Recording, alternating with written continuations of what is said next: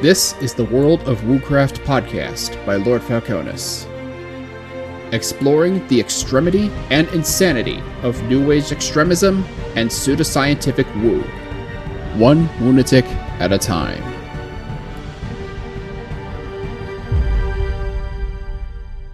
Stop tonight.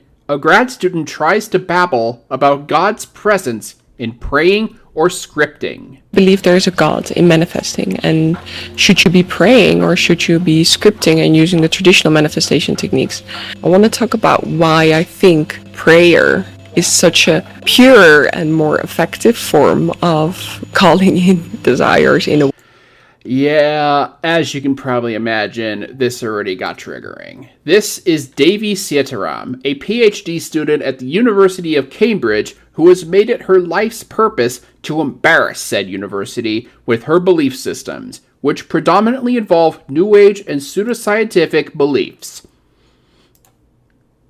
And I also want to talk about why many people might have a lot of objections to the word God. Well, mainly because he doesn't exist, but go on. I want to explain what I believe God is and why I think it is really important that we all believe in a form of God. And why is that? Why do we even have to have a God? I am perfectly content with there not being some supernatural, deity-like being that's running everything, mainly because the evidence that there is such a God is blatantly contradicting at best. Even when it comes to manifesting our desires or just living our life, living from... Well, if there is this God that supposedly exists, then wouldn't he be in control of everything and he'd be the one to decide whether you get what you manifested or not? Happiness, bliss, and peace. Why you can't do that without believing in a God. Say that again. Without believing in life, living from happiness, bliss, and peace. Why you can't do that without believing in a God. Yeah, right there. We're going to have a serious problem with you tonight, Davey. That pretty much just insulted the entire atheist community, so already we're going to have to get down on this. First and foremost, as atheists, as people who are skeptics, we can find content and happiness without a deity. We don't need God, Davey. And I don't know how you can't understand that. Maybe you were never an atheist or not, but all you have to do is do a little bit of Googling, do some YouTubing, and you will find people who are atheists who are perfectly content in life. Let me get into it. So, as you guys might know, I'm in my third week in my Bali journey. Oh, yes. So there's a little bit of context in what's going on here. She's on her journey to Bali right now, or rather, she's in Bali. And for those of you who may not know, Bali is seen by many New Agers as a place of harmonic enlightenment, frequencies, the usual garbage. The only other place that gets that caliber of baloney are places like Costa Rica and Sedona in Arizona, even though Sedona is like the polar opposite of Bali and Costa Rica. I don't know why, I don't understand, but that's just the way they think. And this week I just want to have a little chat and talk about what the meaning is of God. The meaning of God is a deity that doesn't exist, that was created purely because someone needed something that said he'll kick the shit out of anybody who doesn't obey them. Me, and why I think it is important that we believe in a God. Please. First of all, let's consider the fact where there isn't a God. And it is only us. Atheism. And we're the creators of our whole existence. Okay, hold on one second, Davey. What do you mean by us being the creators of our whole existence? Because arguably speaking, we can't be the creators of everything that we see, because for one, a lot of what happened is likely the cause of random chance. And two, we can only create in the terms of we create our realities in a very specific way. Who has manifested the trees? Oh, sweet God. Are we going into Frank Turek and Kent Hovind land? Please tell me we're not. Who has manifested the animals? Yep, we're going into Frank Turek land, except it's not Jesus, it's just God. And it's New Age baloney. My God, Davey. These arguments have been blabbed by apologists over and over again. Refuted by atheists and skeptics far smarter than I am. Who has manifested the accidents? Right? We have to acknowledge. Sometimes accidents happen. It's random chance, and sometimes people are stupid. That there clearly, if we just look around us, is a power that is so much bigger than us. No. No, there isn't. There is nothing beyond randomosity. And your argument is basically elementary school apologism. We shouldn't see God as a person, right? It is a higher consciousness. It is the consciousness of everything. Okay, so here's where the New Age part comes in. So she's not really describing God right now. She's describing Source. Source is the New Age creation idea. We are all Source, but we're also fragmented away from Source. That's the main gist of Source. And I think that's what she's going at here, but she doesn't want to call it Source. She wants to call it God, likely because maybe she wants to pander to people of the Abrahamic faith here, and not just New Agers. All life, all existing life, but even the physical things that are manifested. It exists in all of us, in all living creatures. It is the highest consciousness. So if God exists in everything, then we should be able to measure it, right? You got any citations for that? I mean, Davey, you're a PhD student. You're a PhD student at Cambridge, for God's sake. One of the greatest universities in the world. And you don't understand something as simple as a citation? As any form of research other than your thinks and your fields? What's wrong with you? Ultimate source, energy. That is what I'm talking about when I'm referring to God. Now you can call it the universe, you can call it source energy. I thought so. Yeah, we're not talking about God here. We're just talking about source that's been relabeled as God for Davy's own purposes. I also know why a lot of people have a lot of objections to the word God. And I mean, atheism? Skepticism? that is just because of the way people over the past decades in different religions have portrayed and used the word God, rather in a form of power. Are we nothing to you, Davy? Do atheists just not exist in your eyes? And to control. If we make a little easy assumption here, we can think of the world as God and the devil. So no, we can't think like that at all. Because that's literally black and white thinking. There's more to life than just black and white. That is a very simplistic view of the world that is laid down by the Abrahamic faiths. God and evil. God is our connection to our soul, our higher self. It is everything that we do from love. And evil is then everything that comes from selfish desires, ego, more, destroying the world for our own selfish gains. I mean, on its face, yeah, I could see why people would say that this is something that's blatantly obvious, but then you have to get into the nuances of things. Like, is something truly evil? Is something truly good? There's gray areas in all of this. You can't just sort everything into black and white here.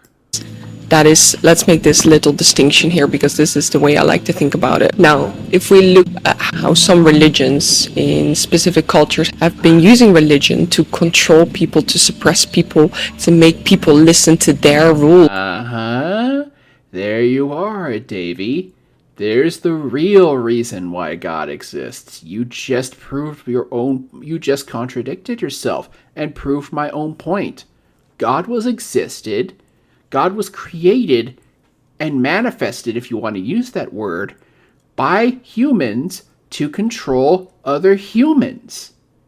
There really is no physical God out there. It was just big scary guy will send you to hell if you aren't a good person. We can clearly see that this is an entity of the ego, of and what's to say that your beliefs of God aren't the same? Selfish desires, of power. It has nothing to do with God and love and source energy. When we abuse the term God in order... You mean like you're doing right now? To control people and tell other people how to live and to listen to us. You mean like what you're doing right now? We can clearly see that this is just egocentric desires at play here. Much like what you're doing right now. It has nothing to do with the purity, divine, loving power. And I think how religions were created was beautiful. It was... Really? Because a lot of religions were created in bloodshed. Do you not realize that?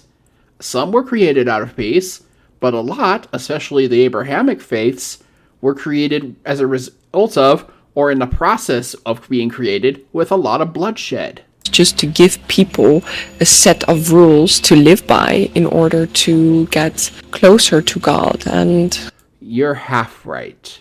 It was a set of rules to make people comply. But being that there isn't a God, God was just there to be the big judge and come down on somebody who was being mean or bad. Not that it ever really happened constantly on a regular basis. With God, we then mean just our own truth, our own true nature. We can all agree. So, whoa. So God is now our own truth? Then that basically means that we create God. So now we can have different ideas of God, which effectively contradict each other.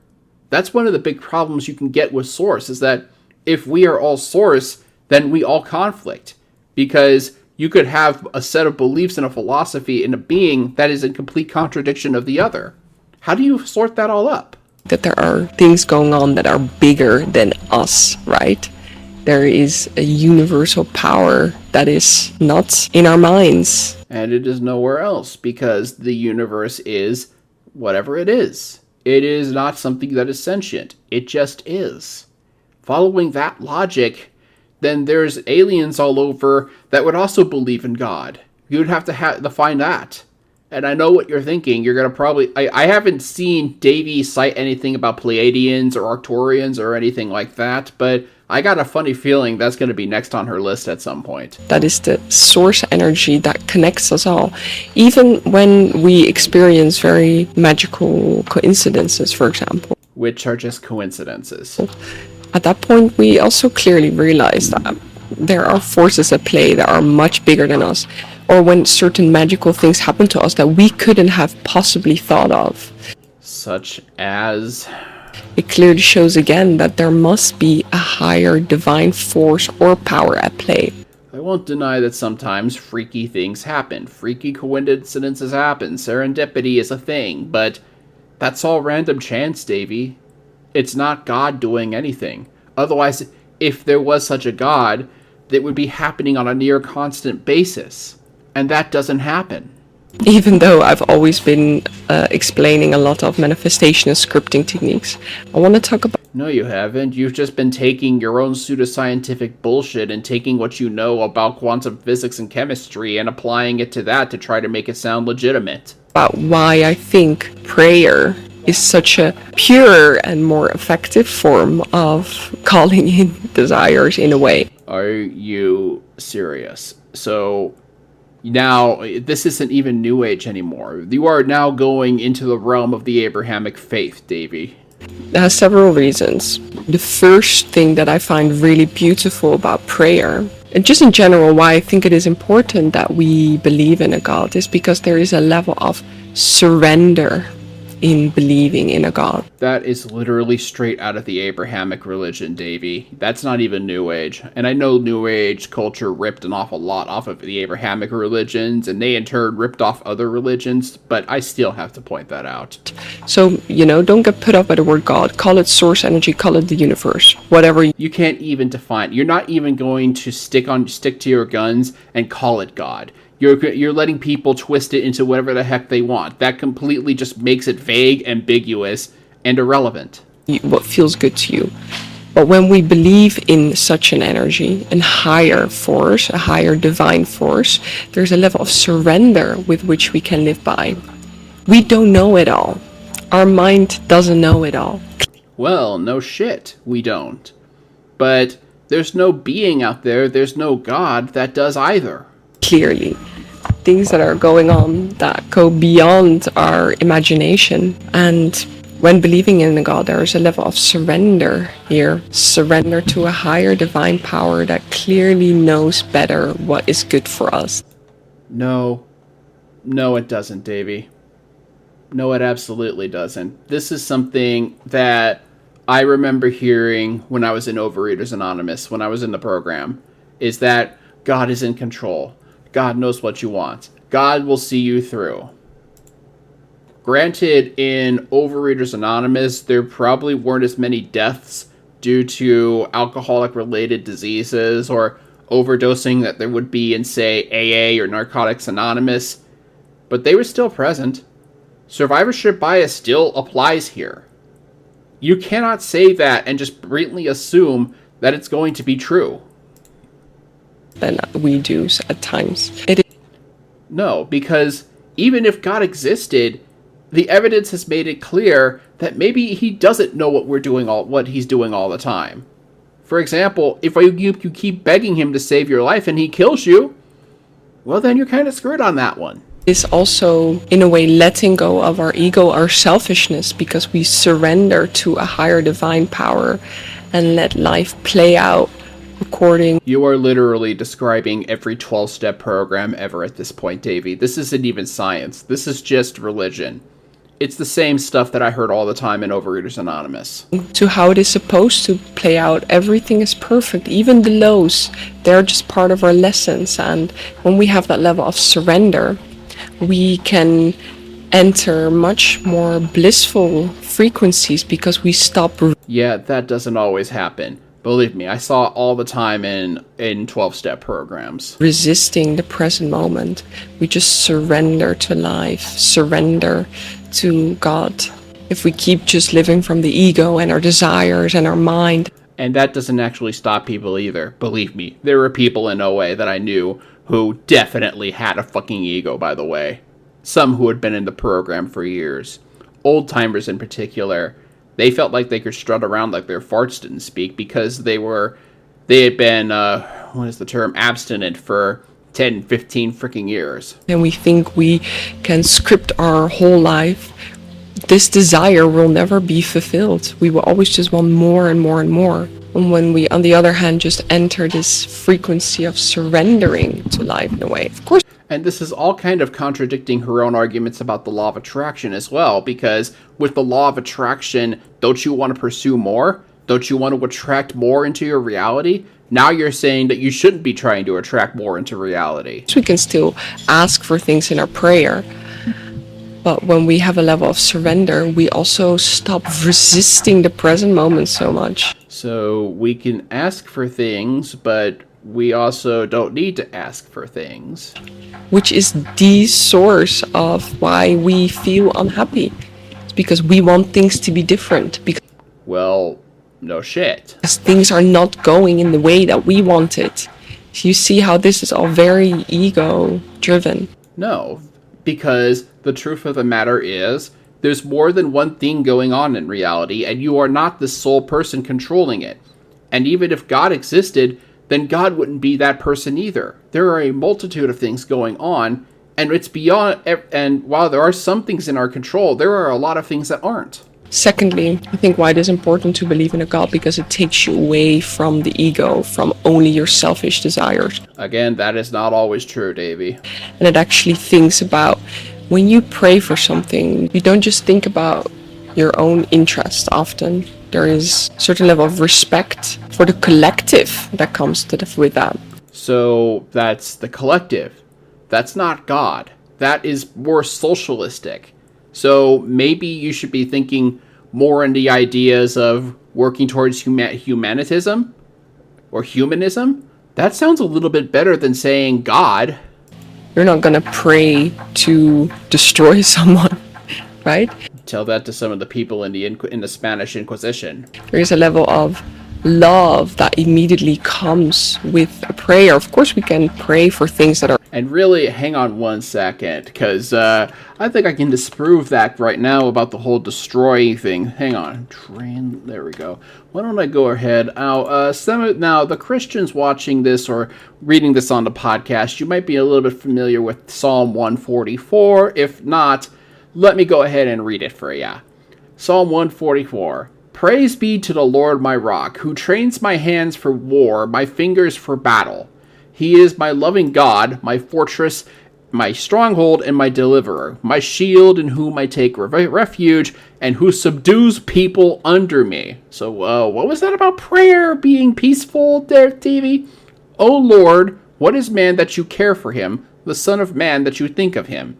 Man is like a breath, his days are like a fleeting shadow. Part your heavens, O Lord, and come down, touch the mountains so they smoke. Send forth lightning and scatter the enemies, shoot your arrows and rout them. Reach down your hand from on high, deliver me and rescue me from the mighty waters and from the hands of foreigners whose mouths are full of lies, whose right hands are deceitful. I'll skip a few of these things, but let's see here. Is there anything else I could say? Yeah. I will sing a new song to you, O God. On the 10-string lyre I will make music to you. To the one who gives victory to kings, who delivers his servant David from the deadly sword. So, yeah, Davey, there are plenty of prayers like that in the Bible that are all about asking God to kill people. Or directly related to ourselves. Our desires often become much less selfish and much less about only our own interest, but also take the interest of the collective into consideration. If you take the interests of the collective into consideration, then you can't worship God, because what God are you worshiping again, Davey? Are you talking about Jesus? Are you talking about Allah? Because these are all separate beings, and you could argue that they're all one together as source, but the most devout believers of those gods are going to very much disagree with you on that. Like, is the thing that I'm desiring actually not hurting anyone?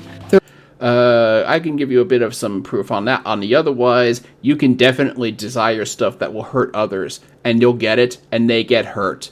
So, wrong again, Davey. Thirdly, with believing in a God, our way of life, and with asking for things in a prayer rather than in scripting or manifestation, there is much more reverence in this.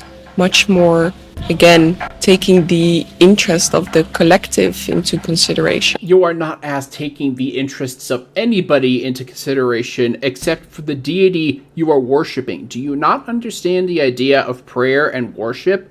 You are revering a deity. You are not working with a community unless you are either in a religion or a cult. You are worshiping a god, and everything is on that god's terms, assuming they were real. Another beautiful thing I think that comes with believing in a God is that there is a level of detachment and faith. Oh no. We can pray for things, we can ask for things, but we're immediately not so attached to it. If we pray for something, but we're not attached for it, then why would we be praying for it in the first place, Davey? You're not making sense here. Because then, when we believe in a God, we have just faith that the universe or God will deliver it to us. There's something that could be said right there. Faith. Faith is not the same as exact. Faith is not the same as proven. You can have faith, but you might not get what you want or need. Because that's all it is. Faith is just the hope that you'll get something. It's not a guarantee. There are many people that have prayed and have hoped for something, who have begged God or whoever to deliver that thing, be it a toy or the life of their son or something else, and they haven't gotten it. But those voices fall silent for Davy, because she doesn't want you to think about them. She just wants you to think about praying and getting what you need. In whichever way they think is most suitable for us. Because again, we don't know it all. And you don't either. We believe in a God. We surrender to a God. How do you even know that this God is real? How do you even know that this God is loving? How do you know that? By your own admission, you don't know everything. Because we just simply don't know it all. And now again, it doesn't mean that we... By the way, there's the cutting around that seems to be happening. That's not me. It's the video. Can't manifest or pray for money or more abundance. That's exactly what it sounds like. Because you're supposed to be working with the collective and everything, which contradicts that. If I pray for more money, then that means it has to come from somewhere. That means I have to work against the collective. If that comes from a pure loving energy, and we are also not trying to hurt anyone in the process of getting so, of course you deserve to live an abundant life. Why not? God, you can see God, and this is where I like to look at it, like a father figure. No, that's literally the Abrahamic religions. This is why I think Christianity, when they present the way they present God, there is a purpose in the way they present it. Not to say that God is a person. I don't believe that. But that's what... Well, they don't believe God is a person either, except some argue that Jesus is God personified and also the Son of God, something something Holy Trinity, but go on. Think about it for terms of a father figure. Like, your father wants to give you things. He Really? Not always. You must have been lucky to not have an abusive father, Davy. loves giving you things. Not every father. But you have to be respectful, you have to be grateful. Define respectful, define grateful, because there's some fathers out there that are downright narcissistic, and if you don't worship the ground they walk on, you will get punished. If God existed, that would be God, a narcissist who punishes you for the slightest deviation, unless you kiss his ass. That is what God would be in real life if God existed. There has to be a level of reverence in your asking. There you go. You have to beg for mercy, essentially. Right? If you're just a naggy child that is never happy with anything they want, and you just keep nagging for more and more and more, are you going to get what you want from your father? No. So it is a beautiful way to think about it in this way, because So don't ask for too much or you won't get anything. again, this just invokes this level of reverence and respect and gratefulness. And God wants to give you abundance. God wants to spoil you and wants you to do well. And yet he doesn't, even for some of his most fervent worshippers. I imagine there are a lot of people in Greg Locke's Tent of Pleasures who are dirt poor, who pray for all the time for help from God. Maybe not even wealth, just for help. And they get nothing. What about those people, Davey? But at the same time, if you devote to him, and what it means to devote to him is just start to live with a level of reverence and respect for everything, every living being around you, and yourself included. Even the people that God gets offended by, because God definitely gets offended by people. Stop resisting the present moment, and also know that you don't know it all, right? A level of surrender here to a higher power that clearly knows better what is good for us than. And how do you even know that? All you can take that on is faith, Davy. You are a PhD student. You are someone who already has a decent foundation in scientific training. You should not be relying on faith to prove anything. You should be representing the scientific community at large, which is evidence-based and practices the scientific method.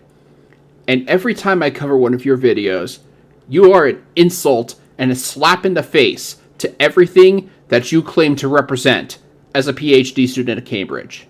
I hope you know that. We do at times. Finally, I think, with prayer, we only pray for the things that we truly desire. Like, let's say, for example, we have an illness, or some of our family members have an illness, and we pray for their healing. Just healing on its own is such a magical thing that can only be delivered by God. Medication, not a thing. Surgery, not a thing. Come on, Davey. You literally are exposed to this every day. At least I hope you are. I hope you're not lying about being a PhD student at Cambridge, because that would be incredibly offensive. But come on. This is not something that you should say as a scientist. This is something that a pseudoscientific charlatan would say. It is not our mind that creates it. We can pray for it and ask for it, but a higher divine power has to come in order to heal us, right? No. You get medication, you get help. Sometimes it doesn't work, and that sucks. But you can't just say God did it. That doesn't work anymore. Because it doesn't. If the medication doesn't work, if surgeries don't work, if other evidence-based medical treatments do not work, then that's a sad event. Because if we go the way you're going, Davey, then death is something that is the product of God. And that's something you need to reconsider. And praying for healing, when it comes from such a pure, loving place, it will be given to you. In some ways, I think praying is way more effective than scripting and manifesting, because with the scripting and manifesting, we're often still very attached and in our ego and in ourself. And with prayer, you aren't, because I can definitely tell you, I've seen Greg Locke stuck in his ego as he prays. Several people, actually. Selfish desires and I think it's the book of Matthew that says, "Woe to ye hypocrites who pray in public, for you have gotten your reward." That's kind of what you're doing, Davy. Have you even read the Bible? It's never enough, right? But when we pray, we really sort of devote and surrender, and we only ask for things that really come from this pure, loving place that we really need. It is still a need. We still pray for things that we need, but it is not such a selfish need. It is a much Arguably speaking, anything that benefits the self is selfish, but go on. more loving, pure need. There's a level of desperation in it as well, a level of surrender, like, I don't know what else to do, so I'm going to pray to God to help me. And sometimes God helps you, and sometimes he doesn't. But nobody ever talks about the times God doesn't help people.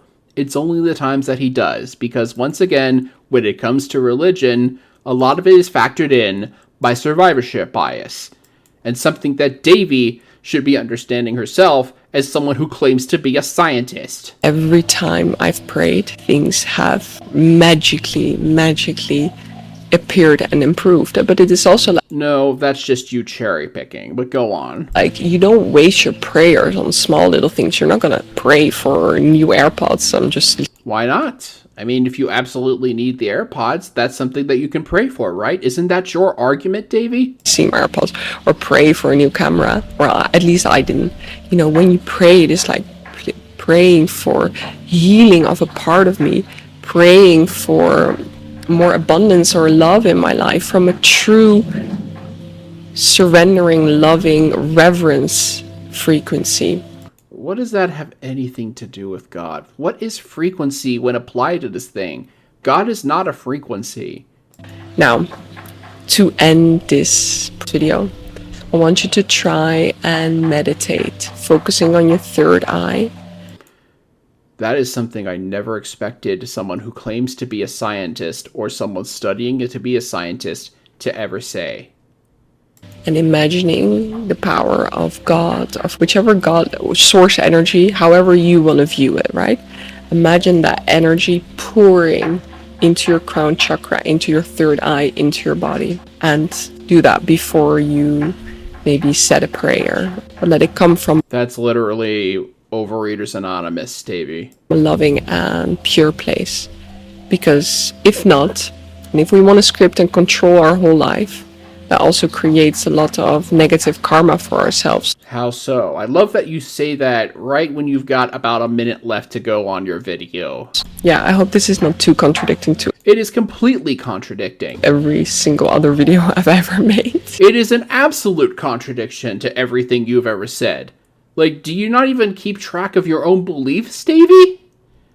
This is ridiculous. And it now is making me wonder if maybe a year or two down the line, you're going to eschew everything that you ever said about the law of attraction and hop your merry way down the New Age Christian pipeline. In which case, that'll be fun, because then you'll get every other atheist on you who will not have a reason to like you either. But, you know, as you guys know, I am evolving, I am growing, I'm And you know absolutely nothing.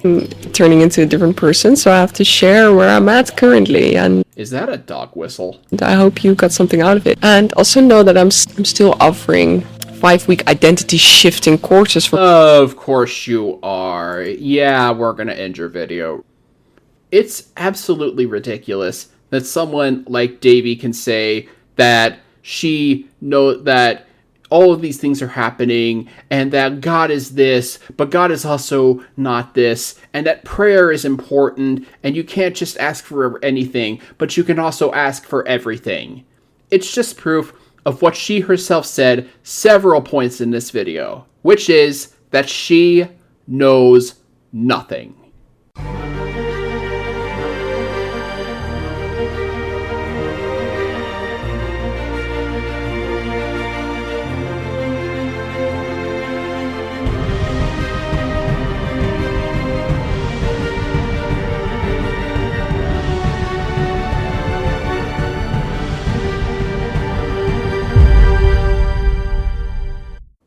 Our next stop tonight finds us with an astrologist who believes she's laid out the future for Kate Middleton. Welcome. What is going on in Kate Middleton's life? Absolutely nothing that you should care about. This is Sylvia Suradaya, a medium and supposed teacher of wisdom. Unfortunately, the only wisdom Miss Suradaya has to offer us is questionable speculation and astronomically asinine astrology. I got so much requests from you to look in her chart, in her birth horoscope.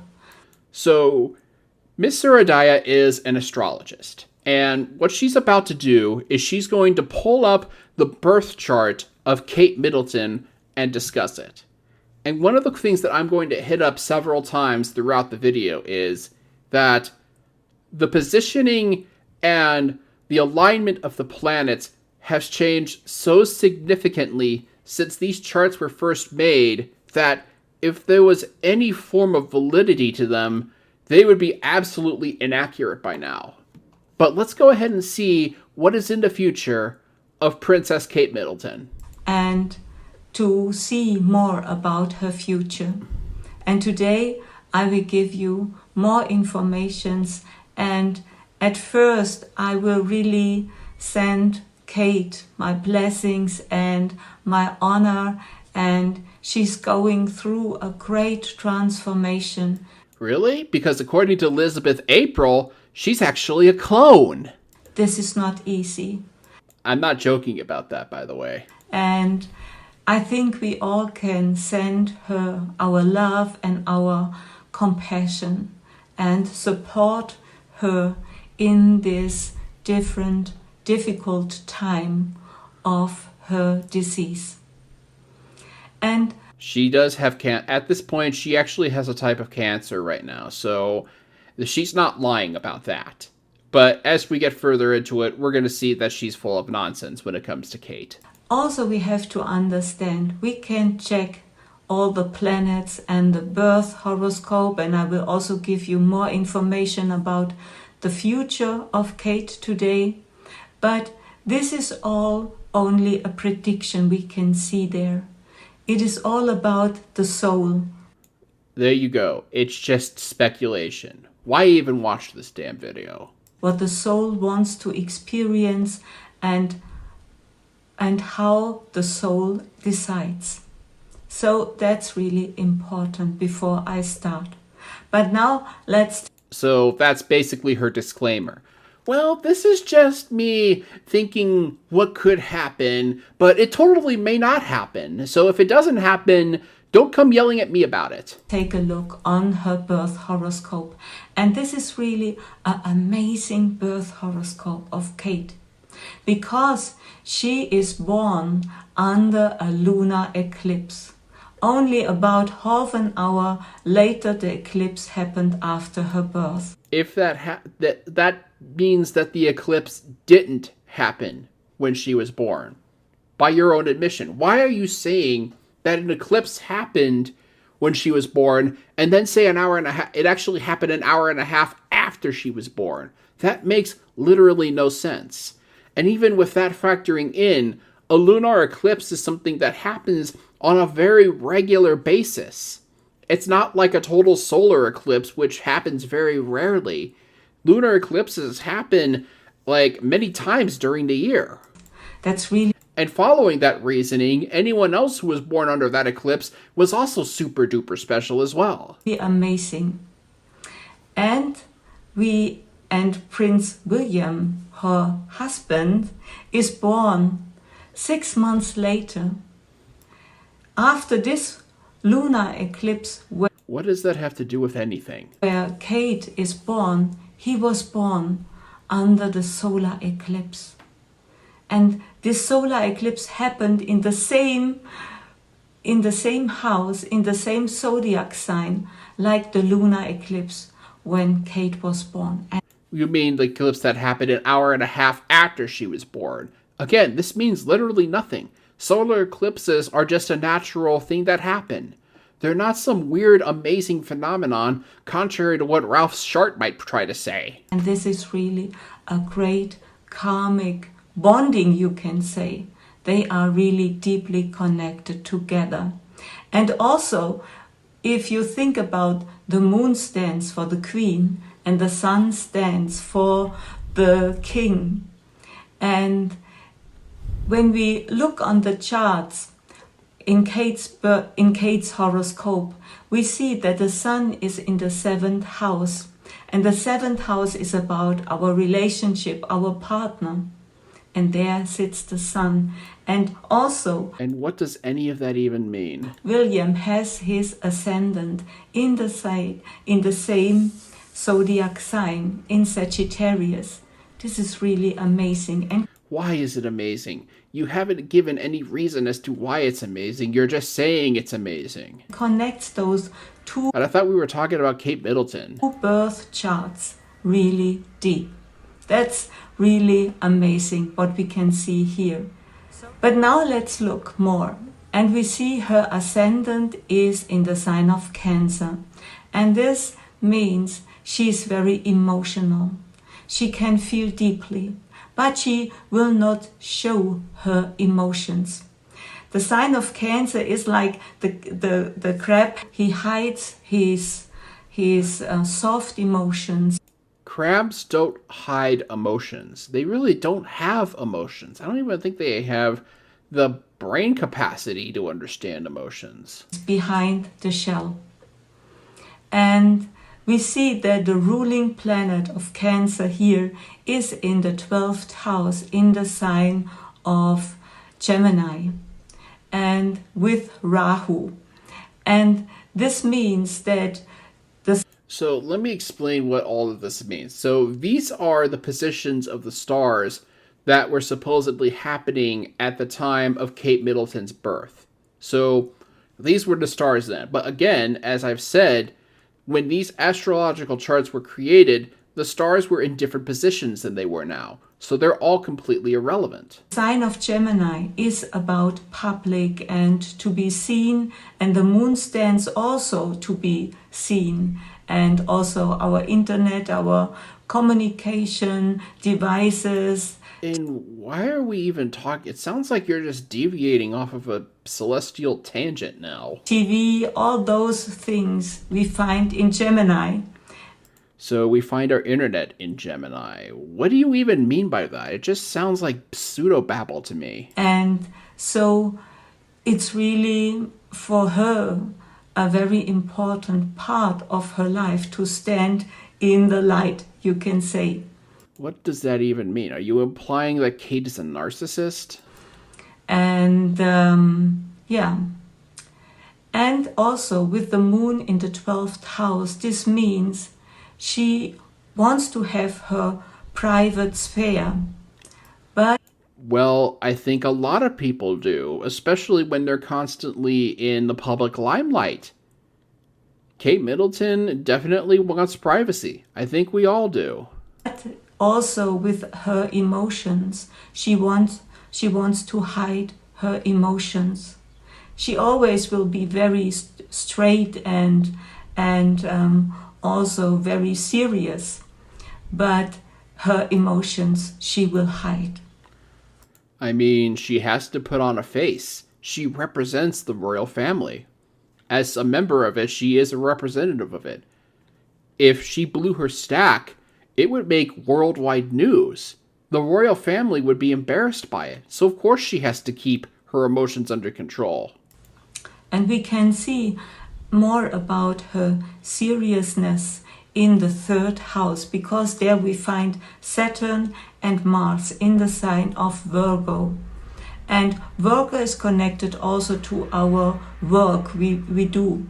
And It's kind of funny how these all seem to link to our own cognitive dissonances, isn't it? with this, she is very serious. She's very committed to her task. Well, yeah, she's a member of the royal family. She has to be prim and proper. There's nothing mystical about it. She has to comply, or else she's going to find herself the black sheep of the family. Task to be a queen. She will be a queen. Now she's a princess, and she has a lot of reputation, things she has to do. And with this energy, she's very serious, and she takes care. It is really for her a very important thing to show her best side. Well, yeah. You could say that of literally everybody. In the public with these energies. And Mars is also the ruler of her 10th house, and the 10th house is about our career. That's important. And the planet that will not be so easy for her is her I love how she just casually says Mars is the ruler of her 10th house and doesn't bother to explain what that even means. Venus.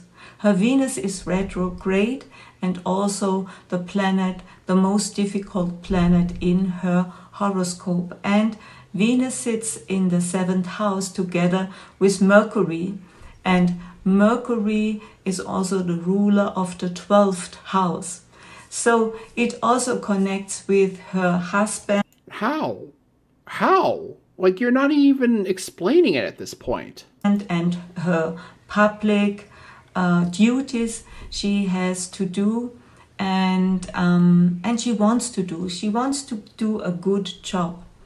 But with Mercury as the ruler of the 12th house, this brings sometimes problems, because the 12th house is about endings and losing something. Isn't that a lot of things that happen in people's lives? Like, everything that you're saying is something that could be easily applied to literally someone else other than Kate Middleton.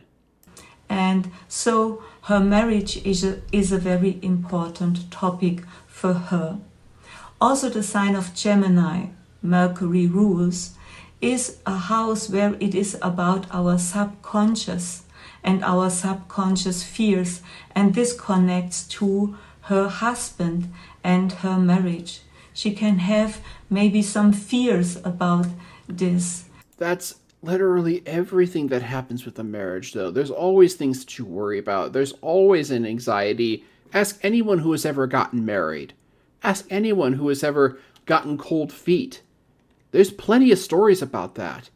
This is not unique to Kate. About her marriage and about the topic of love and relationships. This is for her very important, and she can feel there unsecure in this area. Then How do you even prove that?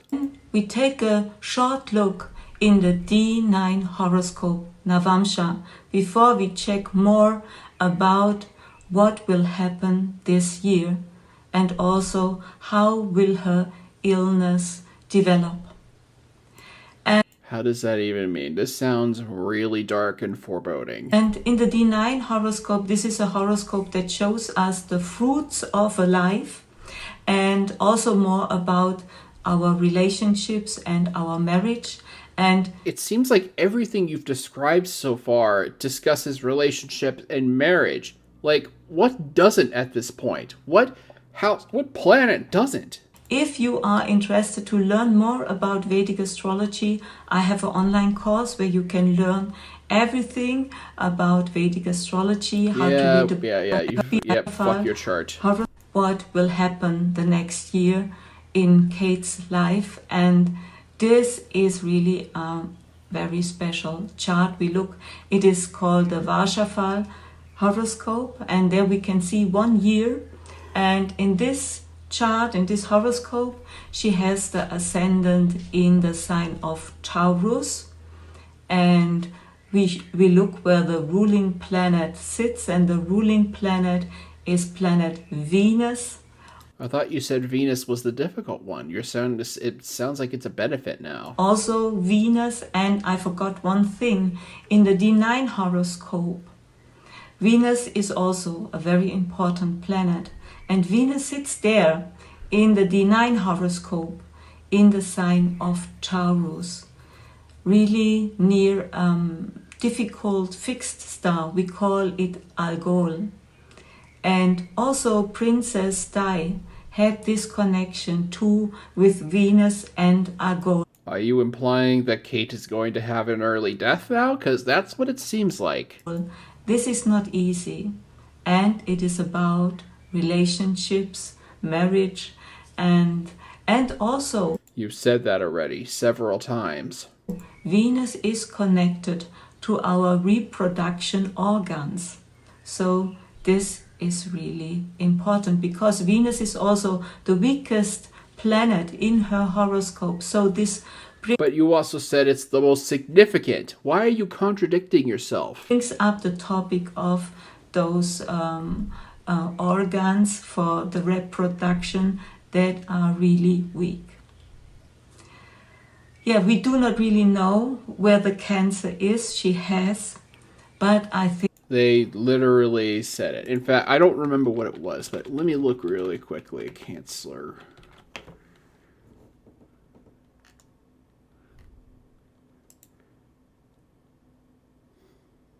So Kensington Palace says they will not be sharing any specific diagnosis. So that's on them. I mean, fine. We don't know what it is. I'm sure we'll find out eventually. this is really a sign that shows us a lot. A lot. A lot of what? What is it specifically? Are you really going to be able to cover it in the 3 minutes you've got left on this video? Okay, but now let's look on the yearly horoscope for Kate. And Let's just completely not cover anything that we were going to cover right now. there, the ruling planet of this yearly horoscope is Venus. Also Venus. And Venus How many times have you said Venus in this video? sits there in Scorpio. And this brings up Scorpio is not easy. It is the natural 8th house where it is about transformation and chronicle issues and disease. She said Venus is the most important, and she said it's the weakest. Very serious diseases. And now she's implying that she was destined to get this disease. And so we can see this is the topic of the year. And if we look further, how will this year go on? We have lifespan circles in Vedic astrology, and they are connected to the planets. And the next cycles she will go through are the planets that sit there in this horoscope in the 8th house. That's not easy. Really, that's very serious. There's the sun, there's the moon, there's Mars, and there's Mercury. And why is this serious? So she goes through a big transformation this year. So I think it's really good. And that's going to be just vague enough to work, because a year from now, when we have more information about Kate Middleton's cancer, or if, God forbid, something happens, no matter how major or minor it might be, someone like Sylvia can look at that and go, see, I was right. It was going to be a big transformation for Kate Middleton, and there's my proof. To send her our prayers, our love, our blessings, and a lot of positive energies, because this is not easy. And in this Varshafal chart, we also see Mandi and Gulika. Who is Mandi and Gulika? Mandi and Gulika are two aspects, shadow aspects of the planet Saturn. And they are sitting in the 12th house. It's not easy. And in the nakshatra Bharani. And the symbol for Bharani is the And you still haven't explained what any of this means. womb. And so this is also connected to our reproduction organs. And How? I think there is really a big problem. That we What is the problem? You haven't done anything other than speculation and say, oh, this is important, or oh, this is serious. And you barely talked about her cancer, and that's been this video. can see. So I hope she will find her inner strength and manage all those great obstacles that are here in this year, and hope that next year will be a much, much better year. And I think maybe this is the most transformative year of her life. I think so. I love how you say that when the year is almost halfway over. Now it just because you can just look back and say, oh, this is proof of that. So let's send send us a lot of blessings to her and much, much love, and share this video. No, we're not going to do that. Absolutely not. This is so typical of astrology. You say a whole bunch of significant sounding words like, this is strong, this is weak, this is a problem, this is not a problem, this is something to look at, and you don't elaborate. That is intentional vagueness. Why is it intentional vagueness? Because they want to be able to take anything that happens to somebody and say, see, I was right about this. The vaguer it gets, the vaguer it gets.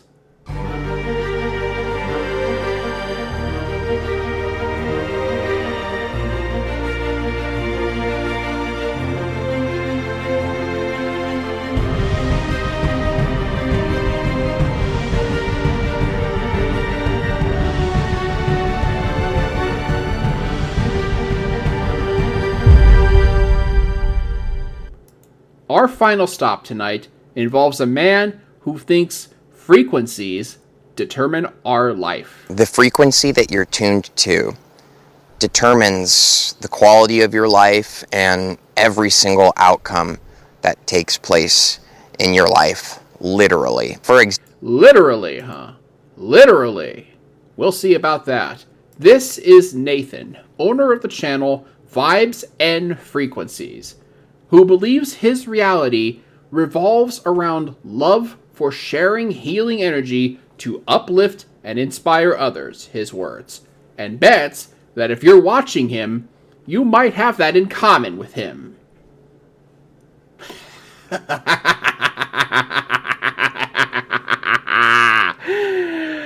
I've got a funny feeling I'm someone that he won't be grateful to have crossed paths with. Let's get into it. Example, the only reason that you can perceive of this video coming into your reality today is because you are tuned to its frequency. No, I just went searching for a bunch of lunatic videos. There's nothing different about that. I'm not aligned with your videos. In fact, I disagree with everything that you're probably going to say in this video. Somebody else might see this video pop up on their feed or have it go by, but they won't even notice it. They won't even be pulled to it. Probably because they aren't as obsessed with debunking New Age bullshit as I am. Because it is not in alignment with the frequency they are tuned to. Like I said, you're not going to be happy with the fact that my frequency, if such a thing exists, aligned with your video. Now, your relationships in your life, the quality of those relationships, the way they play out, all determined by the frequency you're focused on. And right out of the gate, we've got it. 40 seconds in, and already we've got victim blaming going on. So if you've got someone who's a narcissist and you work with them, if you've got somebody who's abusive, it's because of the things that you focus on. It's because of the things you attract, according to people like him. That's absolutely not true.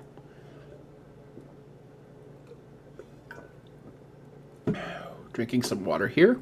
I will cut that off of the podcast. Okay, the success, your finances, and even deeper things like the amount of joy you experience in your life. Yeah, because depression and other mental problems are a thing that never happens, right? The amount of peace, the satisfaction, the fulfillment, it is all determined by the frequency you are tuned to. Now, I know you most likely know what I mean by these words I'm using. I'm going to explain it for a moment because I have a really big feeling in my heart that this video is meant to reach somebody who has not heard about frequency yet, and so they might be... Oh, I assure you, friend, I have heard enough about frequency that I never want to hear it again. But the mere fact that I am watching it means that I have just proven you wrong. But I'll give you the rest of your video anyway, because I want some entertainment. Confused. So let me explain this. Frequency. Your radio stations in your car, for example, let's say you're tuned to channel 98, and you're listening to the music on that station. That is your reality. That is the song you are hearing.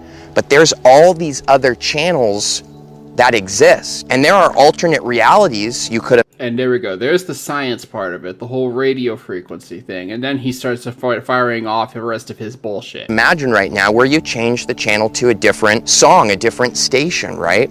So even if this was something that could actually be done by humans, there's a lot that impedes people.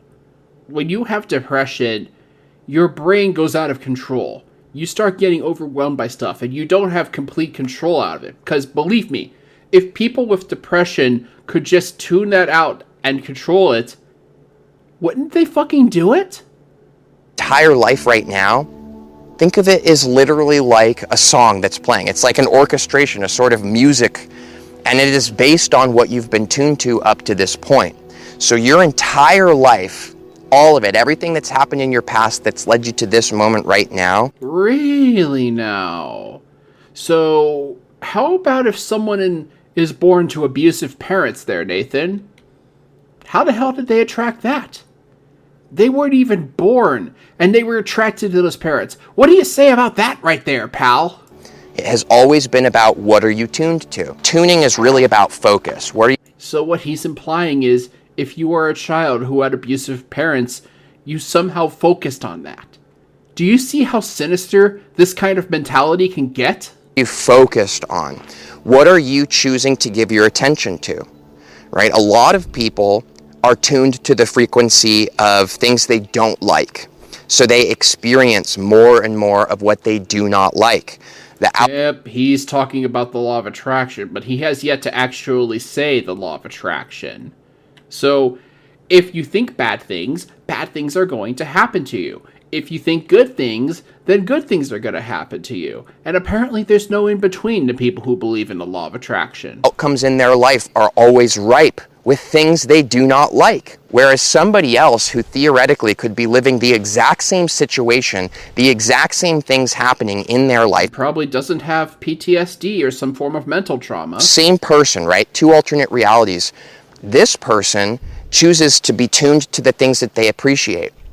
So when they're out on a hike, for example, they're focused. Wow. Where did you get that example from? On how beautiful it feels to be out here in the sun on their face and Yeah, so for those viewing on the podcast, Nathan here is literally out in the middle of the wilderness going on a hike, hence where he got that example from. Beautiful view. But that other person who's tuned to disappointment, for example, their outcome on this hike is going to be completely different. How do you even know that? Maybe they'll see something on the hike that changes them. Maybe they'll see something inspiring. Who are you to assume any of this? Right? They won't even actually be present for the hike. The whole time they'll be thinking about annoying things going on in their life and what... Maybe that's why they're trying to hike. Also, I'm pretty certain that's Silver Lake in the background. They need to do to fix it, or what so-and-so said at work, and... You see what I'm saying? So this is... I mean, some people have a lot of stressful shit going on in their lives. I have a pretty stressful job. I'm a personal injury paralegal. There's so much stuff that's always has a gun to my head that I have to deal with. Stress is hard. You can't just throw victim-blaming mentality at people like this and expect them to just magically change their minds. What tuning is about. It's about focus. Now, when I say that your entire life is determined by frequency, I really mean it, okay? Because when you are tuned to specific channels of energy, which they vary greatly. There's a lot of different places you could be tuned to. That changes what you receive from life. And what you receive from life always gives you more of it. That is unconditional fact of life. And that is something that is used to justify victim blaming with the law of attraction. It's also not true. Okay? This is why the rich get richer, the poor get poorer. You ever heard statements like this? It's because of their conscious... No, it's because the rich exploit the poor by manipulating and screwing them. So maybe in a way you're right, because the people that manipulate get more, and the people who don't manipulate are shit out of luck. Consciousness. But deeper within that consciousness, it's the frequency they're tuned to. Somebody experiencing poverty could easily, if they wanted to, decide to tune to the frequency of success and abundance, and they would immediately start drawing into their reality videos of successful people who are coaching and saying, hey, these are some things that you should do, right? They'll start. Though they'll do that because they'll look for charlatans like you who tell them that all you have to do is just magically not think about poverty, and ta-da, all of a sudden you're rich. That almost never works, by the way. There are many people who have tried to go down that path, who have tried to manifest more wealth and act as if they are already wealthy and that the money is already coming their way, only to find out that it never comes. And now they are in a ridiculous amount of debt, or worse, because people like this guy who shill the law of attraction are big on using survivorship bias. They hide the many, many failures of the law of attraction and only highlight the few times that it works. Bumping into more successful people. They're going to start feeling more inspiration in their life to make changes, and then they'll actually make those changes, and soon they will be experiencing abundance. Not always. Okay, so no matter who you are, no matter where you are in the world or what is going on in your life and what you've experienced up to this point, experiencing change in your life is as simple as reaching out in your car and tuning to a different channel, period. Wow. Thanks, Nathan. I'm cured. See, for those of you watching the podcast, my eyes are rolling so far back that I'm making Frodo Baggins jealous. You don't have to listen to the hardcore metal station anymore if you don't want to. You don't have to listen to the love song station anymore. I think there's a bit of a difference between changing a fucking radio station and trying to recondition your head when a whole bunch of stuff is going on in there that isn't entirely in your control. If you don't want to. It's all up. And I have a funny feeling that this guy would be anti-medication as well. To you. When you experience some kind of situation in your life, any kind of situation, let's say an argument with somebody at the grocery store. I don't know where I got that from. It's the example that came to me. He probably had an argument with someone at the grocery store, perhaps even over the same stuff that I'm talking about. Why are you even laughing about it? That's kind of a weird laugh. That's almost as bad of a laugh as Teal's freaking laugh. Well, why? Why are you laughing about this? This is fucking weird. Let's say that happened. Well, understand that that person you got in an argument with... And conveniently enough, we have a video clip of people at a grocery store going on. ...is actually not separate from yourself. The only reason that argument is able to happen is because you and that other person are tuned to the exact same platform of energy. Don't careful with that because you're contradicting yourself. You're implying that there needs to be more than one person at hand to manifest a situation, which means not everything is in our control. Listening to the same radio station, the radio station that encourages negativity and anger and arguments, and both of you are vibing with so much of that energy in your field that when you meet face to face in person, it's like an explosion goes off. It's like this energetic, unconscious, often recognition. Why do I have a feeling that we're going to get in a huge argument if we ever meet? Like, hey, I'm ready to argue. I've been vibing and I'm ready to argue all day. Oh, I'm ready to argue too. And you meet up and then you play out these roles for each other. You ever wondered? I love how overly simplistic he is about all of this. Like, these are people who are just destined to have argued or something like that. Like, we're ready to argue. Sometimes that doesn't happen. Sometimes someone reaches out in good faith about something and then just gets shit on and has to get defensive about it. There's more to it than just this kind of situation. Why the same exact things happen in your relationships over and over again?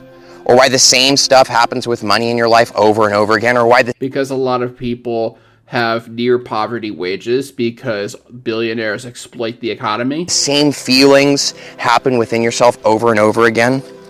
It's not because that's who you are.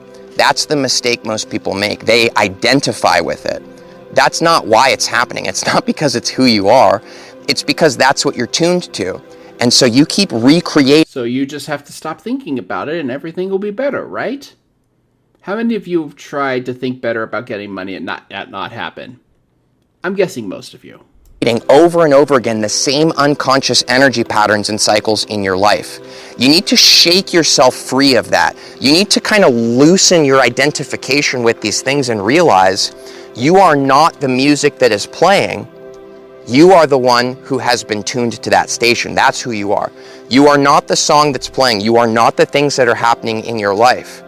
That's just... So what he's saying is that you have to dump all of this and suddenly you'll be a different person.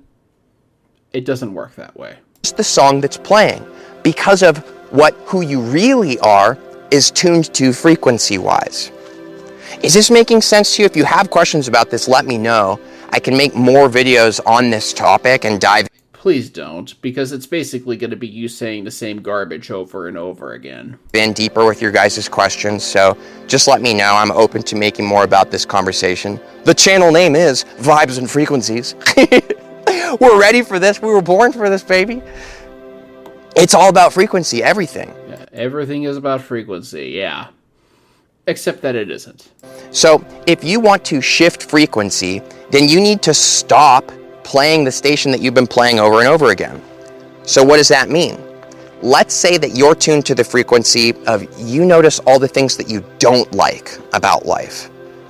This is one that should hit home with a lot of my friends out there, at least having had known somebody that's like this or having had been this way in your past.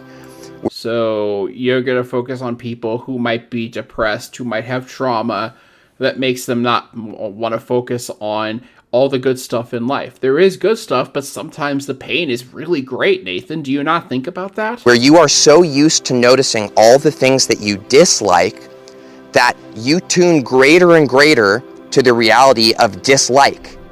And so everywhere you go, there's going to be more and more and more things that you dislike. It is literally that you are living in an unconditionally supportive reality that is energy-based. Let's say he was right. Let's say that this is something that actually does happen. That if you are a negative person, then all you get are negative experiences. We can say with certainty that this is not something that happens, though, because, as any person could tell you, positive experiences happen to negative people, and vice versa. There are people who are extremely positive that have horrible things happen to them. I know someone who is a very positive person. She has cancer. Where are you getting at this, Nathan? You're not even following things that actually happen in this world. You're just shilling some idea that's basically victim blaming. I hope this is not the first time you're hearing this, but if it is, welcome. Welcome home. It's unfortunately not, but go on. You are a multi-dimensional, eternal being of pure divine love and bliss, and you are so powerful. Let's get a citation for that. I know you're not a PhD scientist like Davey is, but I can still expect some form of evidence from you. That you have manifested here and you are having a human experience. Okay, a lot of people think that they're having a spiritual experience right now. No, you are not a... No, you're just being emotionally manipulative with your music, but go on. Human having a spiritual experience. You are a spiritual being who is having a human experience. Do you see the difference? No, and citation needed on that. This is who you really are. This is the greater you, so to speak. I love that he's got, for those of you watching the podcast, he has a video on right now of a woman wearing fake angel wings. So I guess that's the point he's trying to imply here. So what we need to do to shake ourselves loose of the frequency that's been playing out in our lives is realize that your entire life is always responding to you. The frequency that you are tuned to, the vibration that you are emanating. Life is literally... So when you are born and you don't really have that personality and you contract a deadly disease and you die of SIDS or something like that, is that something that you attract to? Does a child who was born and live only 3 weeks attract that? Or did their mom attract it for them?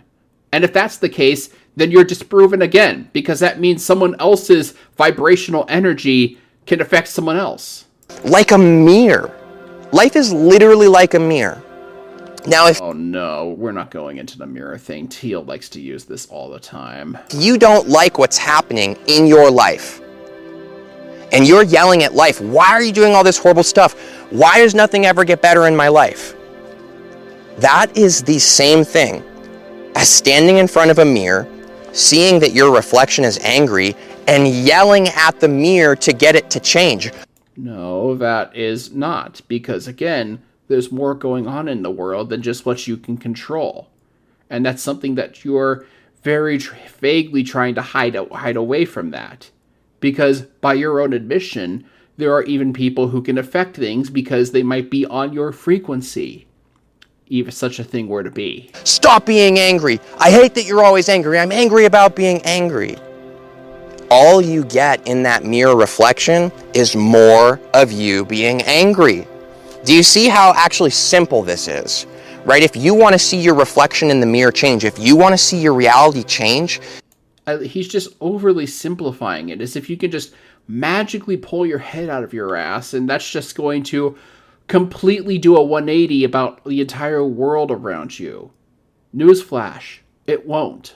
You have to change first. Now, I'm not talking about superficial changes like you need to go get a six-pack at the gym, or you need to make more money or achieve something that people will actually notice you for, or you need to run 300 miles faster than anybody in the world ever has. These are superficial changes that will do nothing. There is only one place that change takes place where you will actually yield a greater result of joy and success and abundance in your life. And where is that, as if I didn't already know? And these are changes that happen within. Okay. Wow, how profound. So instead of trying to change the reflection, you must change yourself. But again, not changing your hair, not changing the clothes you wear. Doesn't that imply that we change our reflection? Making a real differentiation between yourself. You make a new distinction. You make a shift in the way that you start seeing the world around you. So start seeing the world in this way, where instead of just getting caught up in these unconscious patterns, where you're like in all this negativity or things are just continuously happening a certain way, the difference is not to ignore things that are happening in your I love that he's not even paying attention to the dogs in the background, by the way. life. This is what some people teach, and I really disagree with it because it doesn't work and it's just going to confuse you. You mean like what everything you're saying isn't true and doesn't work? Don't ignore or pretend like things are happening in your life that aren't, right? Like you don't just walk around, plug your ears, close your eyes and go, I'm a millionaire, I'm a millionaire, I'm a millionaire. But that's exactly what you're trying to say, you idiot. That is exactly what you're trying to advocate for. You're trying to say that we need to change our frequency and focus on the things that are good in our life and not the things that are bad. And you're trying to tell us now to ignore all of the bad things, and now you're saying that we shouldn't ignore these things? That is an absolute contradiction. It's not going to do anything. Okay? Don't ignore the financial situation you're in, for example. You're literally contradicting yourself right now. Right? What we want to do is be present right now and begin tuning our focus to essentially our pathway out. And to do that, by your own argument, you have to not focus on the bad things that are going on. Do you not understand the things that go on in what you say? Of where we might currently be experiencing certain detriments in our life. Right? So we don't plug our ears and go, I'm a millionaire, I'm a millionaire, I'm a millionaire. We open our heart to the fact that we know that we are powerful enough to change our situation. Do you see that shift? You're shifting from feeling like you can't do anything to now you're shifting to... That still doesn't affect the fact that it's still there. You can talk all you want about how happy you are to have 3 functioning limbs, but if you still got the one that's hurting, you're going to focus on that because it hurts. I feel like I can do something. And then you keep tuning to higher and higher frequencies. It's like steps. Fake it to make it does not work. Because remember, life is a mirror. So if we can't do it at all, we try to fake it, that doesn't work either, then it sounds like we're kind of screwed here. Put a blindfold on and put your fingers in your ear. Is the reflection going to be reflecting back a person who's like covered in $1 million? This is a weird example, I know. I'm rolling with it. Or... Everything you said is a weird example so far. Is the mirror going to show somebody who is being ignorant to reality and pretending, and they're just someone who's living in their imagination?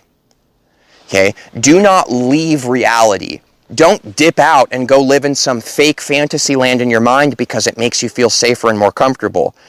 I see a lot of people doing this, and I've been there. I know it's tempting to just cover your eyes and go into fantasy land. You're describing literally every law of attraction person everywhere. And bury yourself in all these fantastic stories and believe that some big shift is going to happen in the world that changes everything and everybody's going to be happy and everything's going to be working out. You have to be... But that's what you want, right? That's what you want us to think. You want us to think that everything is going to work out. And now you're saying you don't want that? Be that change. You have to make that shift from within. You have to tune to that frequency within yourself. And you can't just adopt a state of inaction. You have to tune to that frequency and allow it to translate through you into your life. So you actually have to do something about it. Okay, yeah, I can get behind that, but there's nothing mystical about that. That's just you taking an active change into something. So don't just sit there and do nothing, right? Tuning and changing frequencies, it's about engaging with content that resonates with where you want to be in your life. So like if you're here listening to these videos, I know that you're an extremely powerful and awake being. No, I'm not. Because none of that makes sense. And that you are going to greater and greater lengths in your life, greater and greater transformations taking place. You're already awake. You're already conscious. No, like I said, I am the last person who should be watching this video. But I watched this because I used to believe this, and I want to debunk every bit of it.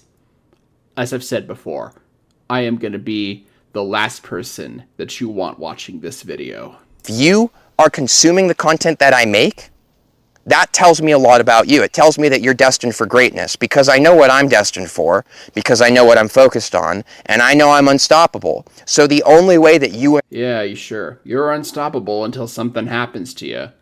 That is the height of narcissism right there. To claim that you are unstoppable, that is going to just invite you to an epic and horrible downfall. Because when you least suspect it, that's when something happens to you, pal. Believe me, I've been there. And I could be here having this conversation is if you are tuned to that same channel of energy. So I got news for you. You're unstoppable, dude. Whoever you are, wherever you are, whatever you look like, you're unstoppable. There is nothing that can shake. And I love how the music cues in. This guy is pretty dang good at music manipulation. He and Greg Locke should compare notes. The power of your focus. That is what frequency is about. You lock in. You lock in on that reality. You feel that energy flowing to you. So we have to lock in on the reality, but we also have to take steps to do it as well. I mean, you're kind of right, but like not for the reason you think you are. And you begin to allow the things that are now popping up in your reality, the new synchronicity, the new conversations, you allow all these things to continue lifting you up to higher and higher places where higher and higher things will come. And it is never ending because there is no end to the incredibleness that you are. Yes, there is. It's called death. Right? There's no peak and then a downhill in your life. It is all... I don't think this guy has experienced aging yet. More and more and more and more coming to you. Because that's just how incredible you are. This guy does not understand the laws of physics. Like, eventually, all things have to come to an end. All things eventually break down. And I'm guessing he doesn't realize this yet. I don't know how old this guy is. Judging from how his looks, he could be anywhere from his mid-20s to his late 30s. It seems like he has yet to start experiencing any disability yet, though. Remember, you're an eternal multidimensional being. There is no Citation need on that. end to who you really are. You just keep going. So don't be afraid to tune to some new stations in your life. Don't be afraid to decide to stop going to that pity party you throw sometimes about, oh, woe is me, and all these things that are happening in your life that you wish weren't. Don't throw those pity parties anymore. Instead, throw a responsibility party. Throw a empowered party. Throw a I can make a change in my life party. And the only way that you're really going to shift frequencies and therefore experience different outcomes in your life is if you decide right now that you care enough about yourself and your life and your future, so to speak, to actually make that shift right now. Wow, I'm cured. Because the truth is that a lot of people want things to get better in their life, but they don't care enough to actually be that change. Here we go. There's the victim blaming. if you try something and you don't get what you wanted, it's somehow always your fault. Not due to extrinsic forces or anything like that. It's your fault. Because reasons. Always your fault. They don't care enough to start making new decisions. You know, for me, I care enough, I make a decision, I eat extremely clean. I don't consume garbage content. I don't consume garbage music. I don't imprint. What's garbage music? What is garbage food? What is any of this? I mean, I could have an idea of it, but my idea of what garbage music is and garbage food might be completely different from your take. You're being incredibly vague there for some reason. Affirmations in myself of negativity. I don't allow people who are focused on negativity to penetrate my field and affect me. Okay, so we'll be the judge of that. You make decisions in your life and you show up every day as that version of you and watch how that frequency affects reality. Literally everyone and everything responds to you differently when you lock in on what really matters to you. And now I'm just imagining somebody watching this and decides that they want to be Smiley Susan with sunshine blowing out of their ass, and everybody is going to look at this person and go, what the hell is wrong with you? Because that's what can happen sometimes. You think your changes is for the positive. That's not necessarily true. So my last note to you about frequency determining everything in your life is, before you do this, before you lock into a frequency, ask yourself, what do you really want? What really matters to your soul? Who are you really? What really inspires you? What does? Well, I'm someone who doesn't take kindly to people who victim blame, such as yourself. Because so many people determine a new frequency in their life because they want more money or more admiration or success or romance. And I'm not saying you can't have these things. I'm just saying, is that really what will bring you joy and fulfillment in your life? Unfortunately for some people, the answer is yes. Because maybe there is something that will bring you true joy and fulfillment, and maybe that true joy and fulfillment you feel will be such a powerful magnetic I feel like this person has never met a narcissist. Energy that wealth and loving relationships and all that other stuff will be magnetically drawn to you. So just ask yourself, what do I really want within? And you'll never regret asking that question, by the way, because it's kind of a waste of time to spend years and years trying to manifest somebody else's goal or what society tells you should want. You should go for what you want. You should go for who you are and just cut out that other nonsense. It's just a waste of time in the grand scheme of things. So thanks. Much love to you. Remember, frequency determines all outcomes in your life. Sure it does. Yes, I'm sure. This kind of argument is everything I stand against the law of attraction. He's essentially arguing if something bad happens to you, it's because you were on a frequency where that could happen, which is the height of victim blaming, and one of the reasons why New Age philosophies, such as the law of attraction, can be so sinister. Because at the end of the day, there's a lot of stuff that you can't control.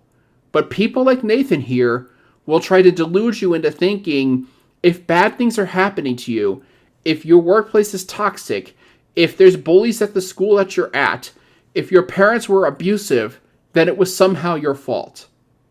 And this is the kind of stuff that I try to stop. This is the main reason I started producing stuff on YouTube. Why I start doing World of Woocraft.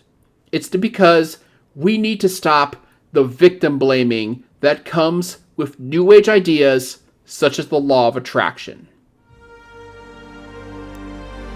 Thank you for listening to the World of Woocraft podcast. If you like my work, you can subscribe to my Patreon, as well as my YouTube and Twitch accounts. Google Lord Falconis and you'll find me. You can also share my content and help put an end to predatory New Age scams and pseudoscientific extremism. Sic semper charlatani. Until next time.